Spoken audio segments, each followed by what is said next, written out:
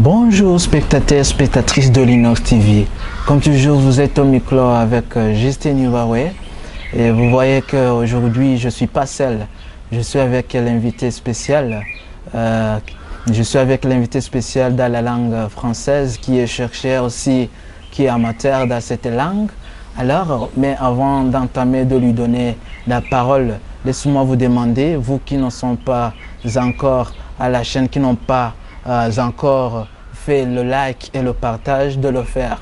Alors, messieurs, je te donne la parole pour saluer le public et que tu puisses aussi te présenter pour que ceux qui ne te connaissent pas puissent aussi avoir au moins la connaissance envers toi.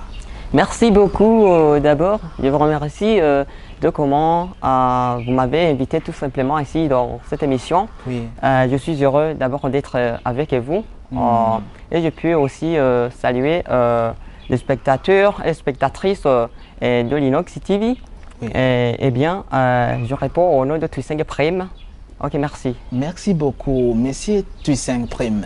Comment tu te sens lors de notre émission? Alors, comment tu peux ordonner les spectateurs, spectatrices? Je pense qu'ils ont beaucoup d'attentes envers toi. Est-ce que tu as la confiance en soi de répondre à quelques questions qui m'ont donné pour que je puisse te poser? Est-ce que tu es à l'aise? Est-ce que tu as la confiance en toi? Est-ce que tu es capable?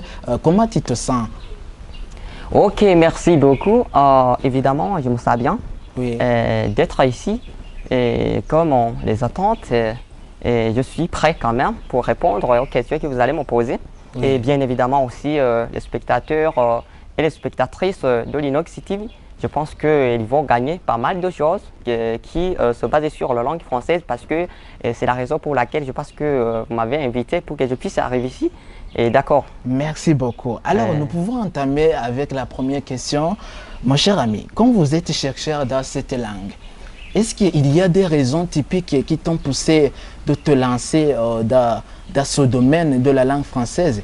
Est-ce que c'est une chose qui est venue par hasard ou bien vous en avez ce truc avant même lorsque vous arrivez à l'université ou bien au collège? Est-ce que c'était le rêve que vous en avez été encore enfant ou bien c'est quelque chose qui est venu et est encore devenu adulte? Est-ce qu'il y a des raisons principales qui t'ont poussé de te lancer dans ce domaine? Ok, merci beaucoup. C'est la question qui est très importante. Oui. Et que beaucoup de personnes vraiment peuvent se poser n'importe où ils sont. Et bien évidemment, je peux vous dire que si on cherche à viser tel objectif, tu commences d'abord à rêver, commencer à avoir la vision pour qu'on puisse justement atteindre cet objectif visé dès le début du travail.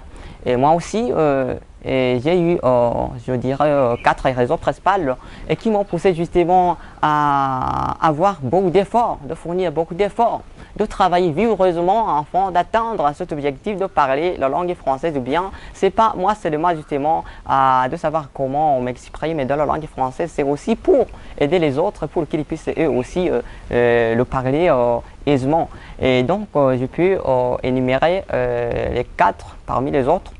Parce que je viens de vous dire que ce sont les raisons principales. Oui. Et la première raison, c'est que la langue française, c'est la langue que j'ai commencé à apprendre avant d'autres langues, c'est-à-dire l'anglais et le kiswahili. Vous voyez que ce sont les langues qui circulent ici dans notre pays burundais. Oui. Donc la langue française, on a commencé d'abord à m'apprendre lorsque j'étais dans la première année primaire. Donc c'est la première raison que je peux justement dire qui m'a poussé à l'aimer plus que les autres. Oui.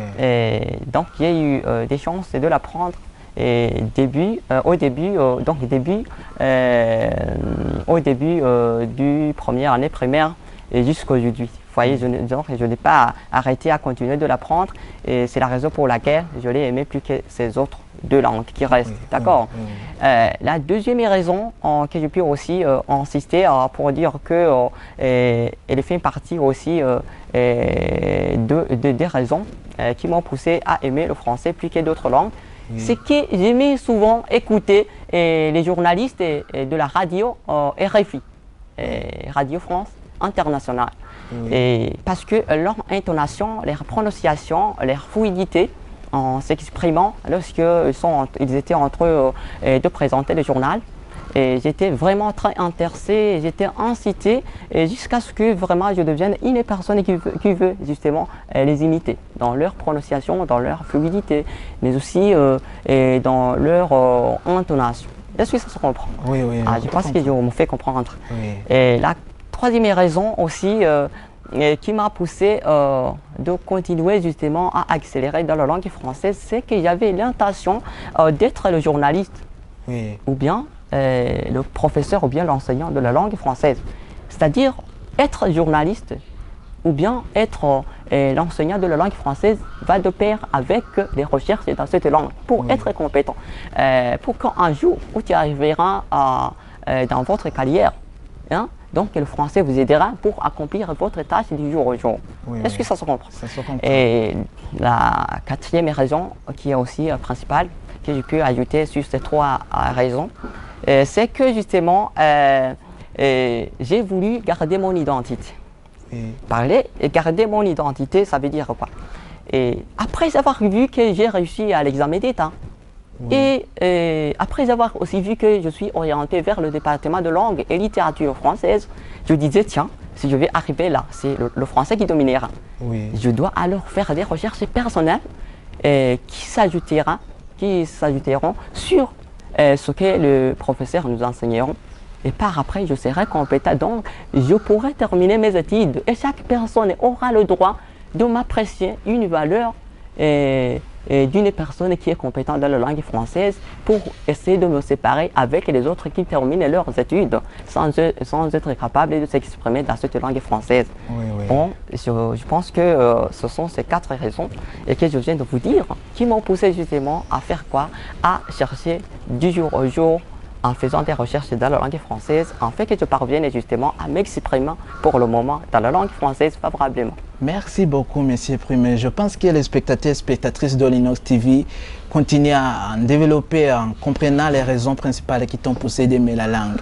Parmi les raisons principales que tu viens d'énumérer, il y a une raison vraiment qui m'a poussé. Tu sais que moi, je suis inspiré par le développement personnel, mais il y a une raison que tu as citée qui m'a beaucoup aussi aidé concernant le mentorat, le fait d'être intéressé par les autres personnes, parce que tu m'as dit que tu avais l'habitude d'écouter la radio RFI, tu entendais que tu avais le mentor. Ton mentor, c'était la radio RFI. Et moi, ce que je peux ajouter par cela, lorsque tu veux avoir le résultat de ce qui t'est arrivé auparavant, tu dois avoir les exemplaires ou bien les mentors qui peuvent t'aider et qui peuvent t'inspirer à arriver à ton but. D'accord. Ok, laisse-moi alors continuer avec la deuxième question pour que ceux qui sont en train de nous écouter puissent continuer à grandir, aussi à tirer quelques leçons qui sont venues de tes explications. Alors, la deuxième question, est-ce que, étant à l'école primaire, avais-tu ce rêve de devenir chercheur ou amoureux de la langue française? Ou bien c'est quelque chose qui est tombé partiel en te trouvant déjà devenir chercheur dans la langue française? Ou bien étant même à l'école primaire ou bien en secondaire, tu avais ce rêve de vouloir être enseignant ou bien journaliste comme ça? Réponds-moi alors. Ok, merci beaucoup. La deuxième question aussi, c'est la question qui est très importante. Parce que je vous assure que lorsque aussi j'étais à l'école primaire, j'avais cette intention parce que même si les recherches se font différemment, je peux me dire quand même, selon les activités que je faisais lorsque j'étais à l'école primaire, je faisais des activités que je dirais qui sont les activités qui sont conformes, donc qui sont aux mêmes formes que les recherches que nous faisons aujourd'hui. D'accord. Et en fait, je dirais que je faisais des recherches, mais d'autres manières. Une personne qui est en train de faire des recherches dans son domaine, il fait justement des recherches conformément aux moyens qui sont à sa disposition. Donc, à cette époque-là, je dirais que puisque les livres ou bien la bibliothèque n'était pas à ma disposition et j'utilisais l'autre moyen parce que les recherches que je faisais étaient centrées sur le fait de chercher mes aînés, c'est-à-dire les autres élèves qui étudient par exemple en 10e année. Et prenons par exemple si j'étais en 8e année, je cherchais les autres élèves qui arrivent en 10e année. Puis, je vais consulter leur carnet. C'est-à-dire, dans leur carnet, il y avait des vocabulaires traduits en kirundi.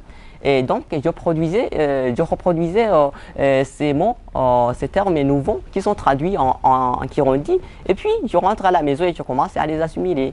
Donc, pour que je puisse les mémoriser et dans ma mémoire, exactement dans la tête. Et vous entendez que je faisais des recherches bien avant. Donc, pour le moment où je suis adulte, et donc les bibliothèques ou bien les livres sont à ma disposition. Donc, je peux faire des recherches et donc, grâce à la modernisation. Mais à cette époque-là, vous voyez que je devrais m'adapter selon les moyens de bord que j'avais. Est-ce que vous comprenez? Ah oui, je te comprends. Merci beaucoup. Évidemment, vous entendez que j'avais cette intention d'être chercheur dans la langue française. Oui, oui, vraiment, c'est génial pour tes explications. Je me souviens, il y a un livre que j'ai lu concernant ce que tu viens de dire. C'est-à-dire que tu ne peux pas arriver à un résultat que tu n'as pas rêvé lorsque tu étais encore petit. C'est-à-dire que le rêve que tu veux accomplir, ça commence étant encore petit. Tu dois le rêver étant encore petit. C'est-à-dire, même Cristiano Ronaldo, je me souviens qu'il a traversé les moments difficiles pour arriver à cette étape. Il a commencé à aimer le foot lorsqu'il était encore petit. Même vous, les spectateurs, spectatrices de l'Inox TV, lorsque vous voudrez faire un projet quelconque, il ne faut pas vouloir le réaliser étant encore adulte, mais il faut le commencer petit. Comme les Français disent que petit à petit, oiseau fait son nid. Ok, on peut continuer avec la troisième question concernant les stratégies que tu as mises en place. Est-ce qu'il y a quelques stratégies que tu as mises en place pour arriver à parler le français étant à l'aise? Parce qu'aujourd'hui, on peut même rencontrer avec des enseignants qui ont fait beaucoup des études, qui ont des masters, même des doctorats, mais qui n'arrivent pas à prononcer le français comme il le faut. Est-ce qu'il y a des stratégies que tu as mises en place qui peuvent aider ceux qui sont en train de nous écouter pour qu'eux-mêmes, ils peuvent s'adapter afin qu'ils puissent devenir les meilleures versions d'eux-mêmes via ces stratégies que tu as mises en place? Ok, merci beaucoup.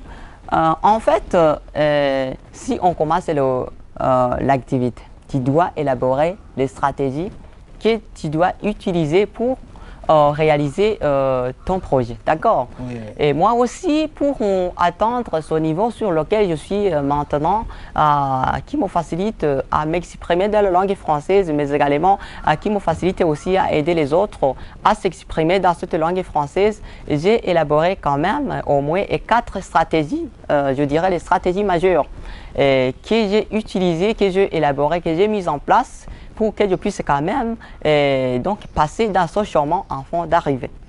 La première stratégie, j'ai élaboré la stratégie que je peux appeler apprenons le français sur base de la grammaire accélérée. Oui. Cela veut dire quoi? Si je dis apprenons le français sur base de la grammaire accélérée, j'ai voulu montrer qu'on ne peut pas parler adéquatement le français et sans être fort dans la grammaire française. Oui. Donc, pour bien comprendre, dans le français, il y a ce que nous appelons lexique. Et si on parle du lexique, c'est-à-dire l'ensemble des mots de la langue. La personne peut avoir quoi? Les mots différents, donc un grand bagage des mots qui contiennent la langue. Par exemple, prenons une personne qui a appris la langue française ou bien qui parle le kirundi. Donc, il a un bagage des mots qu'il la maîtrise. Donc, l'ensemble de ces mots, on les appelle lexique. Mais la grammaire ou bien ce que nous appelons syntaxe nous aide à trouver les mots qui conviennent pour qu'on puisse justement tirer ces mots dans la lexique afin de structurer les phrases pour pouvoir justement communiquer et donc lors de votre communication, lors de la conversation entre vous et d'autres personnes. Oui, oui. Si on apprend alors la grammaire d'une manière accélérée, donc la peur que les autres peuvent avoir lorsqu'ils s'expriment dans la langue française en se disant qu'ils vont commettre des erreurs au niveau de l'expression orale. Donc si tu es fort dans la grammaire, tu vas parvenir justement à s'exprimer dans la langue française. Oui. Et donc ça c'est la première stratégie. Oui. Autre stratégie vraiment que j'ai élaborée, j'ai voulu apprendre le français non seulement à la forme, mais tout en tenant compte de ses valeurs. Il y a, prenons par exemple dans la leçon qui concerne les temps. Oui. Les temps, dans la langue française, jouent le rôle important dans la communication. Mais ces valeurs sont très compliquées. Donc, apprendre à la forme le français, apprendre à la forme comment on conjugue tel verbe. Prenons par exemple le verbe manger, si on veut le conjuguer au futur antérieur, mais aussi un enfant qui étudie en 6e année primaire, il peut savoir comment on conjugue son verbe parce qu'on l'a appris comment. Donc, à la forme. Il peut se dire, on prend à l'auxiliaire avoir, et puis on le conjugue au futur, on ajoute le participe passé du verbe manger, et comme ça, à la forme, il est capable de conjuguer le verbe manger au futur antérieur. Mais ce qui compte, c'est quoi? Est-ce que l'enfant, lorsqu'il va commencer à faire quoi, à s'exprimer dans la langue française, il pourra justement être à la mesure de savoir qu'il arrive où il va employer le futur antérieur. C'est ça, alors, apprendre la langue à la forme, mais également tout en tenant compte de ses valeurs d'emploi. Oui, oui. Et ça, c'est la deuxième chose. La troisième stratégie aussi que j'ai élaborée, j'ai été influencé par, d'abord, avant d'être influencé par les professeurs qui m'ont enseigné le français à l'université du Burundi. Après, j'ai été aussi influencé par les grammairiens français, c'est-à-dire les grammairiens qui sont natifs de la langue des pays qui parlent la langue française. Donc les enseignants de la langue française, mais qui ne sont pas, qui sont natifs des pays qui parlent la langue française. Eh bien, je peux vous rappeler les uns des autres. Il y a un grammairien français qui s'appelle Johan, qui a créé Français Authentique. Et l'autre, c'est la grammairienne qui s'appelle Madame Apanan. Il y a aussi autre grammairien, même si son nom m'échappe un peu, mais ces trois grammairiens que je viens justement de vous dire m'ont influencé jusqu'à ce que vraiment je devienne une personne qui aime la langue française. En fait, ce sont ces stratégies que j'ai élaborées pour que je parvienne justement à être compétent d'une manière un peu accélérée dans cette langue française. Et j'espère que c'est la raison pour laquelle vous avez pu justement m'inviter à enfant, donc m'exprimer pour montrer aux autres ces stratégies que j'ai élaborées. Merci beaucoup, merci beaucoup. Je pense que les spectateurs et spectatrices restent toujours à la chaîne et vous entendez que M. Prime est arrivé à cette étape de parler la langue française après avoir parcouru plusieurs étapes et plusieurs stratégies. Mais parmi les stratégies que tu as citées, il y a aussi une stratégie vraiment qui m'a piqué dans mon cœur concernant le fait de s'inspirer aux exemplaires. C'est-à-dire n'importe qui veut se lancer dans tel ou tel autre projet doit avoir des exemplaires. Comme toi, tu disais que tu avais l'exemplaire dans le français authentique. Je ne sais pas, tu as dit il s'appelle Johan. Voilà. Et n'importe qui aussi doit avoir son exemplaire parce que, par exemple, moi, si je veux être coach, il y a des coachs que je suis. Et si tu veux être footballeur, tu dois aller regarder le match, tu dois aller, je dirais, regarder comment les autres jouent, faire les entraînements, etc. Via tes explications, c'est pas pour la langue française seulement, c'est pas pour ceux qui veulent étudier la langue française ou bien apprendre la langue française, même dans des autres domaines, tes explications peuvent aider n'importe qui. Alors, laisse-moi alors entamer la quatrième question. Est-ce que M. Prime, pourquoi les élèves ainsi que les étudiants d'aujourd'hui peuvent terminer ces études sans être en mesure de parler le français? Tu peux trouver quelqu'un qui a les humanités générales, même le baccalauréat, mais qui n'arrive pas à s'exprimer en français, alors qu'il a déjà suivi toutes les études qu'on a destinées dans ces processus. Ouais. Est-ce qu'il y a des défis que tu peux énumérer ou bien les causes principales qui poussent les étudiants et les élèves d'aujourd'hui de terminer les études sans avoir cette capacité de s'exprimer dans la langue française? Voilà, je peux justement vous dire que ça se comprend un peu. Pour le moment, vous voyez que vraiment les élèves ou bien les étudiants qui viennent de terminer leurs études ne sont pas vraiment, c'est une petite partie d'élèves qui sont compétents dans la langue française. Et en fait, ce que je peux dire sur cette question, c'est que d'abord, les étudiants ont voulu faire quoi? Ont voulu apprendre la langue française comme le cours, alors que c'est la langue qui peut les aider dans la communication de tous les jours. Oui.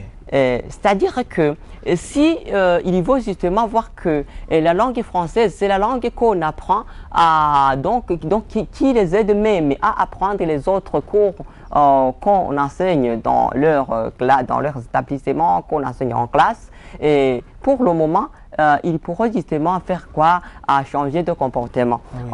Il faut aussi qu'ils continuent à faire des recherches lorsqu'ils arrivent à la maison, parce que beaucoup d'entre eux ont voulu remplacer la langue française par d'autres langues, l'anglais et le kiswahili, oui. En se disant que la langue française va bientôt être dominée par l'anglais et le kiswahili, et que si on veut aussi traverser dans d'autres pays pour aller dans d'autres pays, si on est compétent dans la langue française seulement, tu ne pourras pas assurer une bonne communication avec les étrangers. Mais il faut qu'ils savent que ici dans notre pays burundais, la langue française joue le rôle important.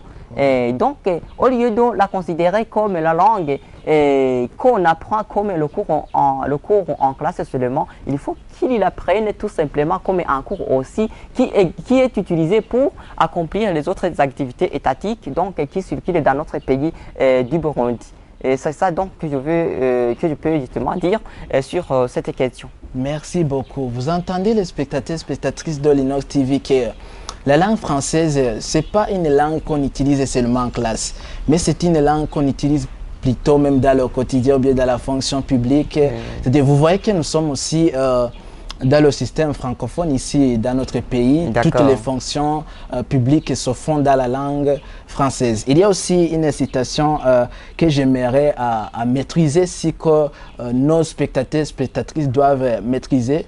Cela dit qu'être le premier en classe, cela ne signifie pas que tu seras le premier dans la vie. Tu peux être premier dans la langue française et avoir les bons résultats en classe, mais lorsque tu arrives au terrain et que ça devient difficile, et c'est ce qui se passe aujourd'hui. Tu peux avoir des étudiants qui ont déjà terminé ces études, mais qui n'arrivent pas à exprimer ce qu'ils ont étudié, parce que tout ça se fait dans la langue.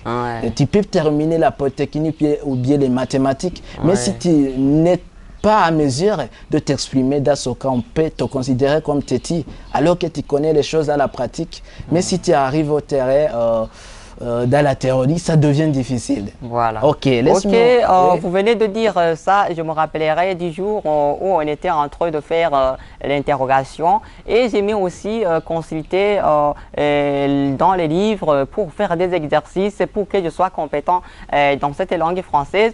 Et arrivé alors le moment de faire l'interrogation, et j'ai vraiment retenu des points insuffisants jusqu'à ce que les élèves avec qui nous étudions ensemble ont commencé à se moquer de moi. Mais je disais, tiens, pas de problème, même si je gagne peu de résultats dans cette interrogation. L'essentiel, c'est que je vise d'être compétent dans la langue française. Et donc, c'est-à-dire apprendre la langue française à ne pas se dire que c'est trouver des points suffisants. Mais on peut être éloquent dans la langue française et tu peux aussi manquer des points suffisants. Pas de problème. Par après, on pourra justement trouver ces points qu'on veut trouver lorsqu'on est en classe. Ah oui, voilà. Monsieur Prime, je peux entamer la 5e question concernant les conseils. Est-ce qu'il y a des conseils que tu peux donner à nos petits frères et sœurs de notre génération pour qu'ils puissent sortir les écoles, étant en mesure de s'exprimer en français, même dans des autres langues? Ok, les conseils doivent exister. les conseils que je peux leur donner, c'est juste le fait d'être les personnes qui aiment la langue française. Oui. Et cela veut dire quoi? Et si on analyse bien comment la langue française fonctionne dans notre pays, vous voyez que même les pancartes qui se trouvent aux alentours des différents bâtiments, des différentes entreprises, vous voyez que toute la communication est exprimée dans la langue française. Oui. Et si on tombe sur la communication qui est écrite dans la langue anglaise, c'est vraiment rare. Et donc, il faut qu'ils apprennent la langue française avec précision en sachant tout simplement que cette langue française les aidera pour arriver dans leur vision en tant que les citoyens du pays burundais. Oui, oui. Aussi, je les conseille aussi de l'aimer parce que cette langue française les aidera pour comprendre aussi les autres cours qu'on les apprend lorsqu'ils sont en classe. Et donc, vous voyez que tous les cours, nous sommes dans l'éducation francophone. Vous voyez que tous les cours sont appris ou bien sont enseignés en français. Oui. Donc, si on n'est pas à la mesure de comprendre, d'avoir une bagage qui est suffisant dans la langue française, c'est aussi difficile de comprendre les autres cours parce que toutes les informations des autres cours circulent dans la langue française. Merci beaucoup. Vraiment, cette chose est très intéressante parce que tu ne peux pas avoir la capacité de réussir les autres cours lorsque tu ne maîtrises pas la langue française. C'est-à-dire que même 90% des cours que nous suivons ici au Burundi se trouvent dans la langue française. C'est-à-dire, lorsque tu te focalises, par exemple, la langue swahili, alors tu peux même trouver des résultats médiocres du fait que les autres cours se trouvent dans la langue française. Alors, nous sommes à la fin de notre émission. Je pense que les spectateurs et spectatrices ont tiré beaucoup de leçons via tes explications. Est-ce que, M. Prime, tu as quelque chose à ajouter sur tout ce que tu as déjà énuméré ici pour que même ceux qui nous rattrapent étant en retard puissent aussi tirer quelques leçons? Est-ce que tu peux clôturer à nous ajouter quelque chose que tu as gardé dans ton cœur pour que et même il puisse aussi améliorer ce que tu as dit? Oui. Ok, merci beaucoup. Je m'adresse particulièrement sur nos spectateurs, spectatrices de l'Inox TV, en disant, par exemple, chers spectateurs, spectatrices de l'Inox TV, particulièrement vous qui voulez justement apprendre la langue française, qui aimez la langue française, il faut apprendre chaque langue dans deux parties. Si exactement cette langue est standardisée, c'est-à-dire qu'elle est parlée aussi et qu'on peut aussi trouver le dictionnaire où on a justement élaboré les mots, où on a mis les mots qui composent cette langue. Il faut qu'on apprenne la langue dans deux parties. D'une part, dans l'expression orale, mais aussi dans l'expression écrite. Parce que si on se limite dans l'une de ces expressions, je dirais quand même si tu arriveras loin, tu arriveras sur les limites, tu auras des limites.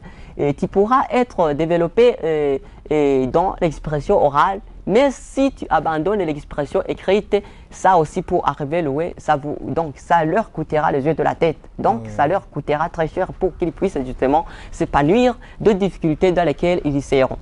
Donc, dans la langue française, il vaut mieux l'apprendre dans deux parties, dans l'expression orale et dans l'expression écrite. Donc, comme ça, on parvient à être compétent ou bien à être élevé n'importe où vous serez dans vos activités quotidiennes. Ok, merci beaucoup. Je pense que vous venez d'entendre qu'il sera à votre disponibilité. Alors maintenant, nous voulons vous donner au revoir. Je pense que lui aussi, il puisse vous donner au revoir. Est-ce que tu as déjà donné au revoir? Non, pas encore. Il faut donner au revoir à nos spectateurs et spectatrices. Et je pense que tu seras disponible même dans l'émission prochaine. Ok, je dis au revoir aux spectateurs, spectatrices de l'Inox TV et je les promets tout simplement que je serai présent. Donc il faut qu'ils restent à notre écoute. Ah oui, comme vous leur avez demandé, ah oui, il faut qu'ils continuent justement à nous suivre. Oui, nous serons présents. Merci beaucoup. Au micro, vous étiez avec Justin Iwawe et avec... Tuisenge Premier, Ok, je suis dans la langue française. Merci beaucoup. À bientôt pour la nouvelle émission.